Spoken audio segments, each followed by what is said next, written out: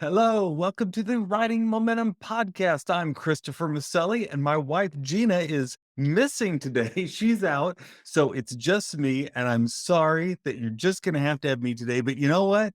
You get me all to yourself, or maybe I get you all to myself. I'm not sure how that worked. But anyway, I'm so glad that you're listening to the podcast today because we're going to talk about something really interesting. And I call this episode, You Forgot to Put This in Your Book, because I've been working with authors for a while now and helping authors format their books. We'll format books for Amazon so that they can self-publish on Amazon. And I help them do the interior, make it look really good and really strong. And I'll often help with the covers also. And in doing all that formatting, I've gotten to see people's raw material, of course, as they send it before it's formatted, and I have to break it out by sections. Here's the about the author section, and I have to create a section for that, put their picture on it, that sort of thing. And here's the dedication, and I'll put that in there. And there's things like that I've noticed that most people don't forget to do. They don't forget to have a dedication. They don't forget to have an about the author. Sometimes they do, but usually not. Often, they almost always remember to have an acknowledgments page, right? People who help them with the book, and they like putting that in there. And then, of course, they've always got their main body of the text. Sometimes they'll have a forward by someone. But what most people forget is to put in any kind of marketing material. And after all, as a self published individual, you know you're going to be doing all your own marketing. So you don't want to forget to put in your marketing material. And I have seen this happen from everyone from someone who just is doing this on their own. They don't have a big following. They're just creating this book and hoping it makes a little bit of a splash when they put it out there, all the way to people who have television shows. Some of my clients have television shows and they'll sell a few thousand books when they let people know about it on air. And yet, both groups tend to forget the marketing material. And I think that's maybe just because we get so focused on the goodness that is the message of our book and the theme of our book that we just happen to leave out that one thing that maybe we're not focused on when we're writing, which is the marketing. Now, if you've been listening to this podcast for any length of time, you've heard Gina and I say, you've got to start building your audience right away, right? Even if you're still working on your book, start building your audience. Go ahead and get out there on social media. Gina and I love to use SocialBee, which you can get at writing.fyi/socialbee. It's a social media scheduler that helps you put social media out on all the networks. And we love that because it helps you build your platform with just very little effort. But anyway, so people will go ahead and not be building their audience. And that's so important. You've got to do that. But even though you're going to be marketing that book after it's printed, in the print itself, you want to be including some very important pieces. And that's what I want to talk about here today. First of all, I recommend that at the front of your book, you have a short section of maybe just 1 to 2 pages of endorsements. Okay. This can be usually when I format, I like to call it like praise for Rod's book, right? Or praise for Rod Butler, if that's who's written the book. You want to go ahead and put in praise for the author or praise for the subject that the author's teaching, which is your subject, because often when people go on Amazon, they'll look inside the book. You've done that, right? Where you go to Amazon.com and you click look inside. And when you do that, it's going to show you the first few pages. And in those first few pages, why not have some recommendations, right? Where people are saying, hey, this person is awesome. This subject is awesome. I it kind of gives you that social proof, right? That lets people know that, hey, this is a good book. So one, be sure to put in the praise for the book. Second, at the back, go ahead and advertise your other material. I can't tell you how many authors forget to do this. I've had authors that have 6, 7, 8 books out, and they'll give me the manuscript, and it has nothing in it at the end that mentions other books that they have. And if someone likes your book, they're very likely to go ahead and purchase another one. And so you've got to let them know that. I like doing it at the end of the book because that way, first of all, you don't want to have it in front of the front material because then it just seems like an advertising piece. So you put it at the end, but then when people have that good feeling when they finished your book, and they like what you've said, they can see that, oh, you've written other stuff too. And so if you've written other books, you can put your other books in there. If you don't have other books, still go ahead and put things like maybe an advertisement for your YouTube channel, right? Whatever it is that you've got that people can go ahead and consume. Maybe your blog, right? Want to stay up to date with the latest stories by Carrie Jones?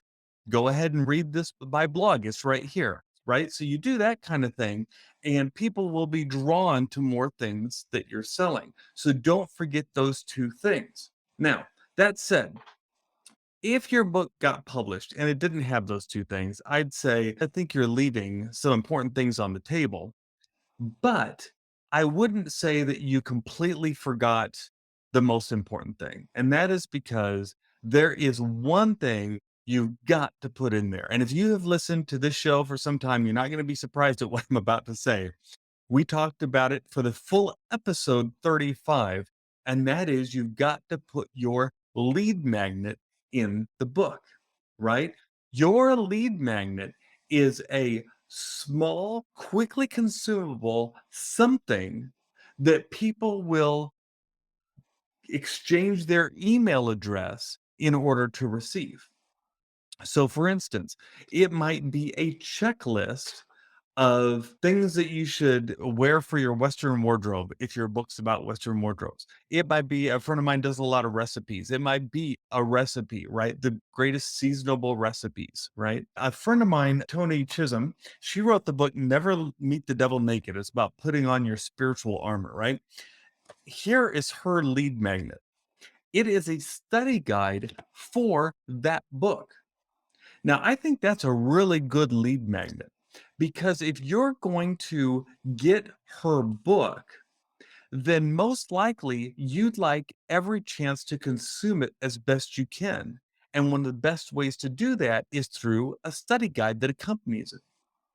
And she puts that advertisement for it right at the front of her book. Let me read it to you here. When you get into about page 6 or 7, it says, "Hello, warrior. You've purchased Never Meet the Devil Naked. Now enjoy this free PDF study guide, normally $20, as my gift to you. It's filled with interactive questions, reflections, and more, all designed to help you develop your warrior spirit. To download your free PDF study guide, simply go to this URL." And she's got the address right in there. Now, here's what's great about that. First of all, as I said, you get the book, you're excited about learning it, you see that at the beginning. More than likely, you're going to go and put your email address at that URL to get that study guide. Now, Tony is excited about that because she knows that if you read her book, she's going to be with you for about a week. But if you get on her email list, she can build a relationship with you and you guys could be together for years. And you can really help someone if you're doing like a self-help book or the spiritual book like she's doing. But there's another aspect to this that I think is really interesting. By putting the lead magnet way at the front of the book, about on page 7, it's going to be seen on the Amazon look inside. Did you get that? When you go to Amazon and you look at her book and you click look inside, you will see that advertisement for her lead magnet. And if you go to the URL, you could download it.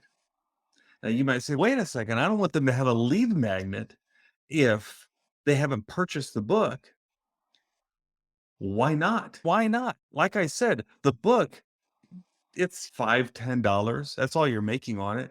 And someone's just with you for a week. But if you can get them on your email list, you can build a relationship and they could be with you for years. They could be buying books from you for years. That email list you have is far more important than the book itself. And I know that's a hard thing to stomach because we work so hard on our books.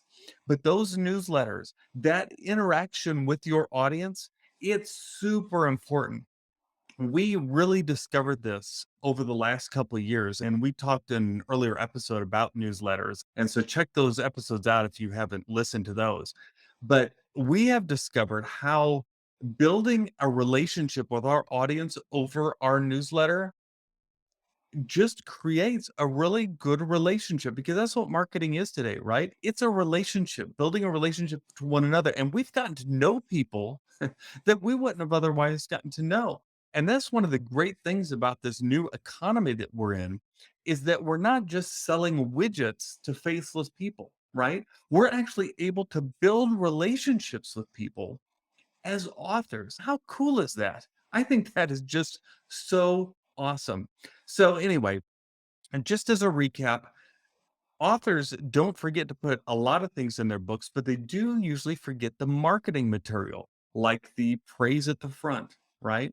Like the other books they have for sale at the back. And most importantly, their lead magnet, the quickly consumed piece of material that they will exchange for their email address. And they'll give you their email address. Again, if you want to learn more about lead magnets, we talk about that in episode 35. It's a good one. And I think it'll help you figure out what should your lead magnet be. All right. Well, that's all I've got this week. Next week, Gina should be back. And until then, I hope that you will rate, review, subscribe, share this podcast with another writer. We're really trying to get the message that this podcast is available out there, because there's some writing podcasts. There's not a lot, I think, especially that focus on marketing and just really down to earth stuff, which is hopefully what we're doing. And so we'd like to let more people know about it. If you could go ahead and write a review or share it with a friend, that would really help. And of course, subscribe so that you never miss an episode. All right, that's all I got for this week. Until next week, don't forget that together we have writing momentum. Bye, writer.